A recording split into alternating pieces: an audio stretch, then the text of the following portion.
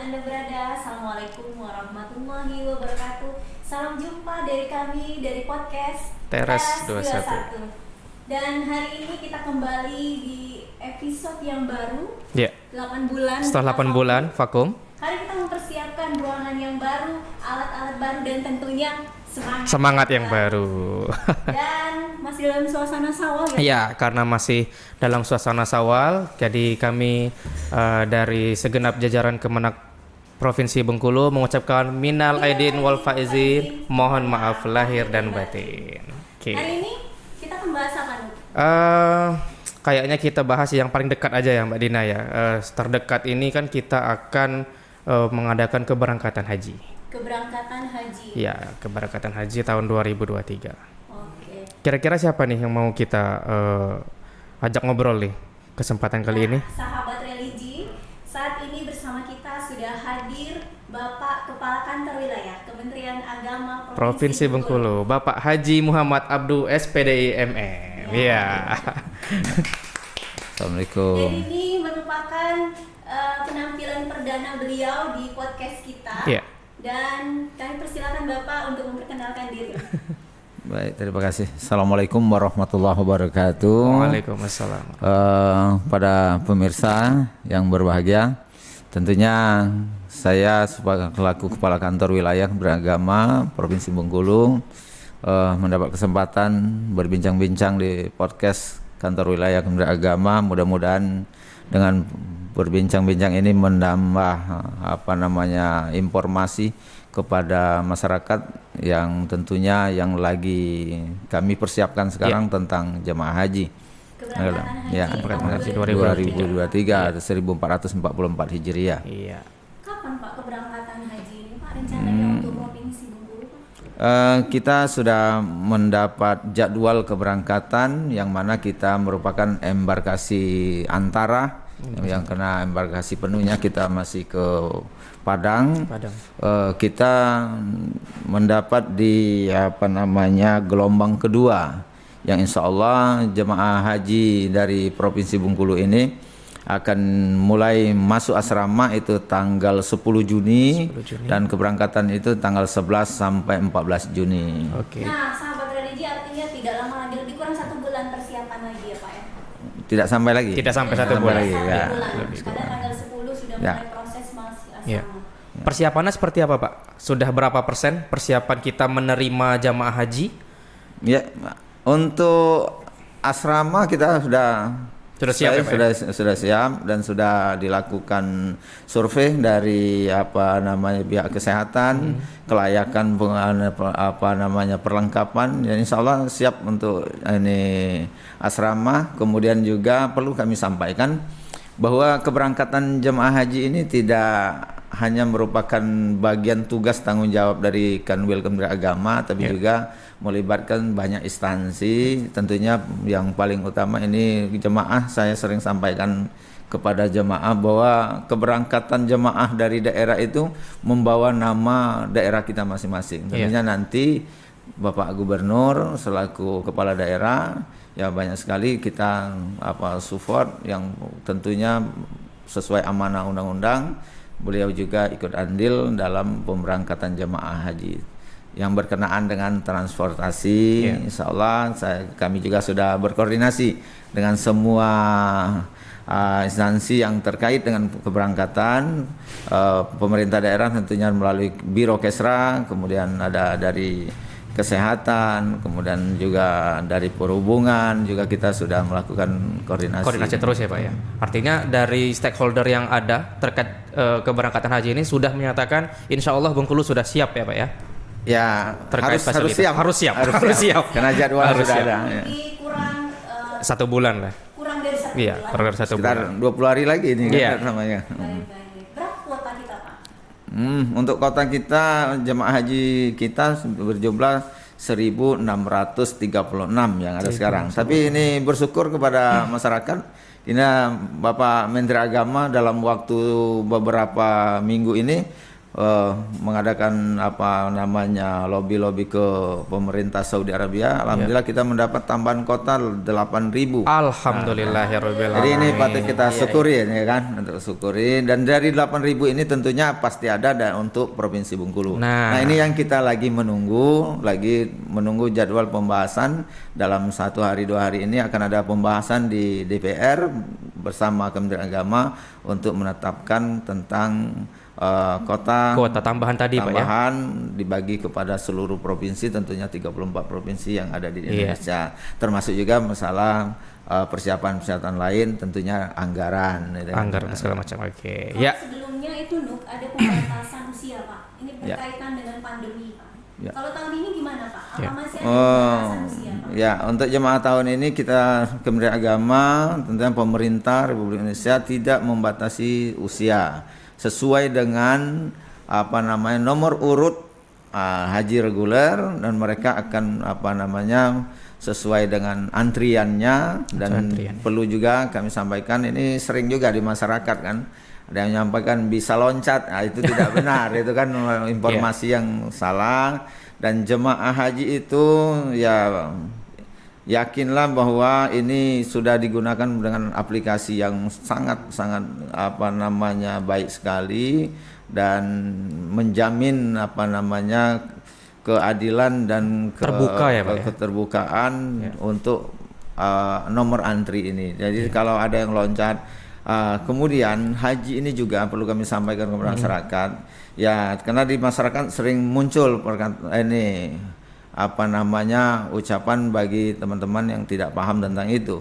Ada yang menyampaikan haji itu sama saja dengan umroh. Ya. Nah, itu kan Bisa kapan aja gitu, ini Pak, ya? kan salah beda karena Sudah haji gitu. al haji itu Arafah, kalau tidak umroh tidak ke Arafah. Kemudian secara hukum juga ya kalau haji wajib, karena kalau umroh kan hukumnya sunnah. Baik.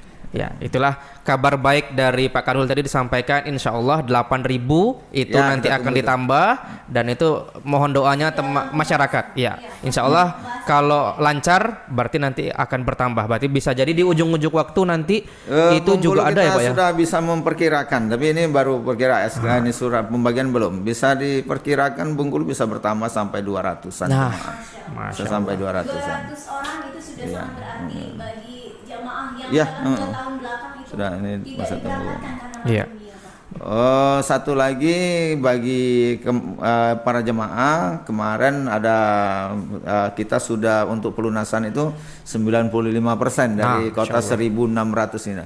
Nah, untuk sisa yang belum, bagi teman-teman yang mau melakukan pelunasan itu kemarin habisnya tanggal 5. Nah, ini Diperpanjang ya, Pak? sampai tanggal 12. Alhamdulillah. Silakan untuk melakukan pelunasan untuk Yang sudah keberangkatan. masuk waktunya silahkan melunasi supaya tahun ini bisa berangkat. Nah, dan sudah dibilang Pak Kanwil tadi 95% Budin. Artinya masyarakat Bengkulu tuh sangat menunggu, antusias sekali ya untuk berangkat pada tahun Karena ini ini. sudah lama ditunggu-tunggu. Ya. Karena tahun ini juga tidak ada pembatasan Iya, usia, tidak ada dan pembatasan ini usia. merupakan barokah Ya. bagi jamaah haji. Jamaah tunda tahun lalu berarti diberangkatkan tahun ini ya Pak ya? Ya, benar. Ya, sekali. Untuk usia lansia kita punya berapa orang Pak?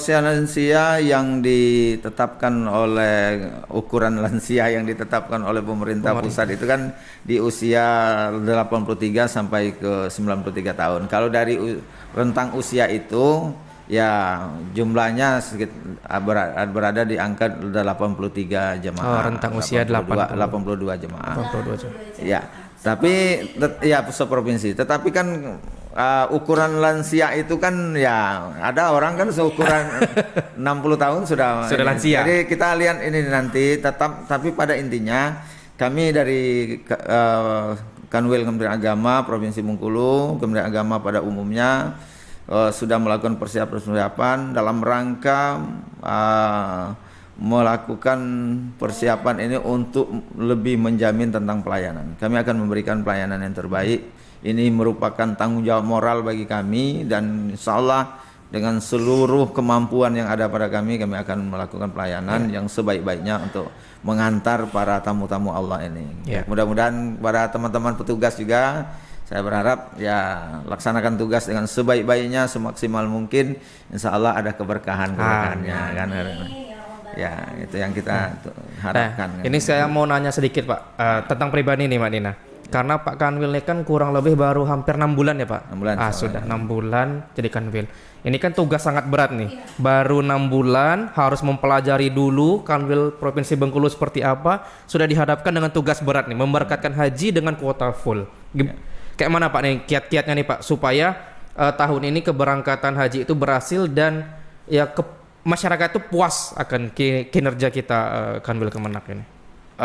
Sebenarnya kalau dikatakan hal baru tidak, karena kita juga dari Kementerian Agama dan selama ini kita memang udah puluhan tahun ngurus ini untuk pemberangkatan jemaah. Tapi selama ini kan saya di posisi ngurus jemaah per kabupaten. Pak, ya. Tapi sekarang kan di provinsi ada 10 kabupaten kota yang ada di ini. Barangkali persiapan hampir sama. Tapi yang perlu kita ini sesuai dengan tahun kemarin indeks kepuasan ya, Pak, ya? Yang disampaikan oleh masyarakat tentang pelayanan haji tahun yang lalu, tahun 2022 itu cukup sangat memuaskan. Nah, kita berharap tahun ini lebih dari itu minimal sama ya, Pak. itu. Jadi pada prinsipnya ya kita dari pengalaman sekian puluh tahun ke belakang ini selalu melakukan perbaikan dan alhamdulillah dengan Menteri Agama kita yang sekarang ini yang sangat gigih dalam memberikan pelayanan, memberi motivasi, mendorong kami juga selaku pelaksana di provinsi untuk tetap melakukan pelayanan yang sebaik-baiknya kepada masyarakat pada umumnya. Apa sih Pak pesan Bapak ini menghadapi keberangkatan haji tahun 2023? Apa pesan Bapak? Iya. Ini penting ini. Ini tentunya saya berpesan pertama petugas lakukan apa tugasnya sebaik mungkin penuh dengan keikhlasan. Ya, tugas pokok kita kan melayani jemaah. Dari bonus pelayanan kita nantinya pada waktunya Arafah nanti kita ikut juga melaksanakan itulah hadiah dari keikhlasan kita, kesungguhan kita dalam melaksanakan tugas kita. Tapi juga perlu saya sampaikan juga kepada seluruh masyarakat, keluarga maupun tentunya jemaah, kepada keluarga ya, karena kita ini jemaah ini harus dilayani dengan sebaik-baiknya. Jadi ketika masuk asrama haji, asrama itu H-10 sebelum asrama itu dimasukkan oleh jemaah itu sudah steril. Steril ya Pak ya? Steril dari semua aktivitas, termasuk kita Kementerian Agama tidak boleh melakukan aktivitas di situ. Nah, jadi mulai dari tempat tidurnya, tempat duduknya kita sudah lakukan steril. Artinya kebersihannya, kesehatannya. Sehingga jemaah ketika sudah masuk asrama, masa tunggu 1 kali 24 jam itu tidak lagi ada aktivitas dengan masyarakat lain, dengan keluarga. Jadi kepada keluarga kalau mau melepaskan kangen-kangenan, ini obrol keluarga dengan ya silakan di rumah. Di rumah ya. Ngantar ya batas gerbang sampai gerbang setelah ngantar ya silakan untuk dipercayakan kepada petugas, karena makan tidak boleh lagi sembarangan karena makannya juga akan dilihat dari gizinya, dari kebersihannya, ada tim tersendiri dari kesehatan yang akan melihat, ahli gizi yang akan melihatnya. Karena ini bukan ini Pak ya, bukan membatasi masyarakat untuk bertemu keluarga, bukan, tapi untuk menjaga kesehatan para jamaah ini Pak ya. Kemudian juga kepada jemaah ketika sudah mulai masuk asrama sudah berlaku aturan. Mulai dari jatah makan.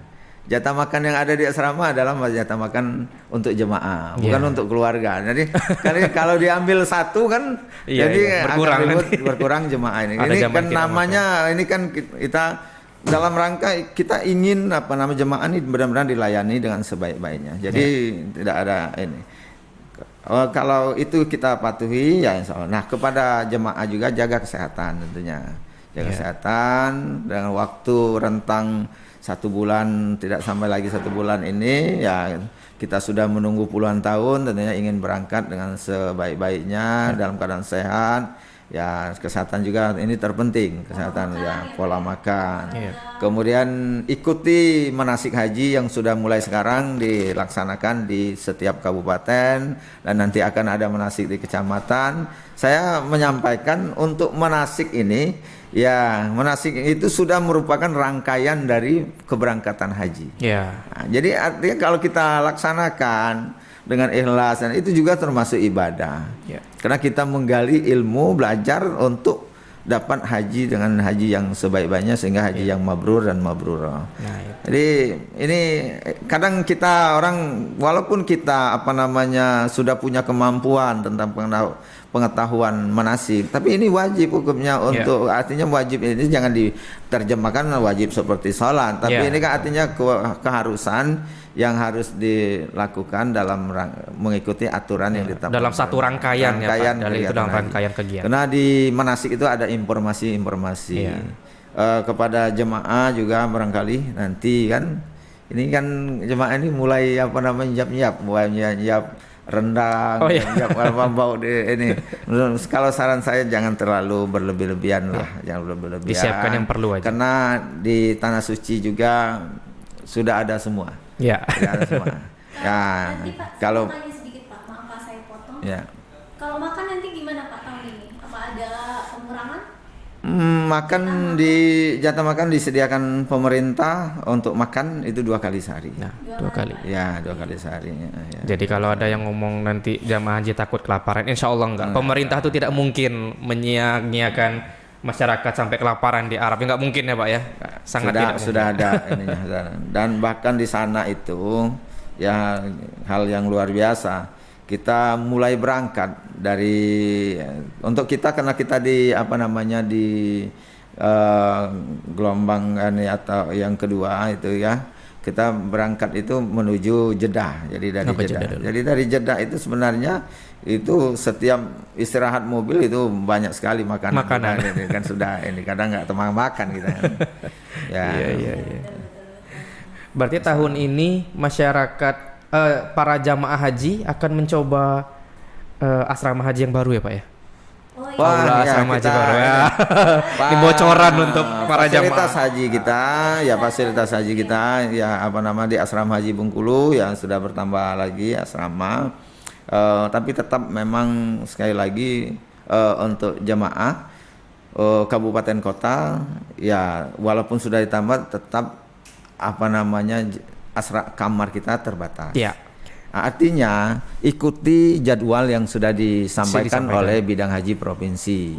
Jangan sampai kejadian-kejadian tahun-tahun yang sudah terjadi lagi. Belum jadwalnya sudah hadir. Datang. Nah, Sudah datang. karena kembali lagi tentang pelayanan ini, kadang masyarakat tidak ada kebijakan masa orang ini bukan permasalahan itu. Ini kita menjaga tentang pelayanan ini. Jadi asrama itu ketika jemaah yang keluar itu kembali disterilkan lagi, kembali disterilkan yang jangan sampai ada jemaah yang sakit. Tidak bisa kita asal-asalan kasih kamar posisi berantakan kotor, tidak bisa karena namanya orang banyak. Dan ini harus petugas dengan gerak cepat, sigap dan melakukan sesuai dengan SOP yang sudah disampaikan sehingga benar-benar jemaah kembali lagi kita bisa dapat pelayanan, jaminan keselamatan kesehatan tentunya. Jadi pada kabupaten kota sesuai jadwal. Kalau masuk asramanya jam 10 ya jam 10, nggak bisa kita masuk jam 7 pagi. Karena kalau jam 7 pagi masih ada jemaah yang ini. Ini kendalanya ya kalau kita tidak mengikuti sesuai instruksi kan. Jadi mudah-mudahan kita semua memahami itu. Insyaallah kalau kita ikuti tahapan yang sudah disampaikan, tertib, petugas juga akan tertib melayani dengan baik, yang dilayani juga akan puas dengan pelayanan yang diberikan. Dan pemberangkatan haji juga akan berjalan dengan baik. Kita doakan seperti itu ya, kita ada hambatan lah. Baik sahabat religi, karena beliau Bapak Kepala Kantor Wilayah Kementerian Agama Provinsi Bengkulu juga sudah punya agenda setelah ini, kita cukupkan perbincangan kita untuk hari ini sampai di sini. Mudah-mudahan apa yang kami perbincangkan pada hari ini dapat memberikan manfaat bagi kita semua. Sampai jumpa dan salam Teras 21.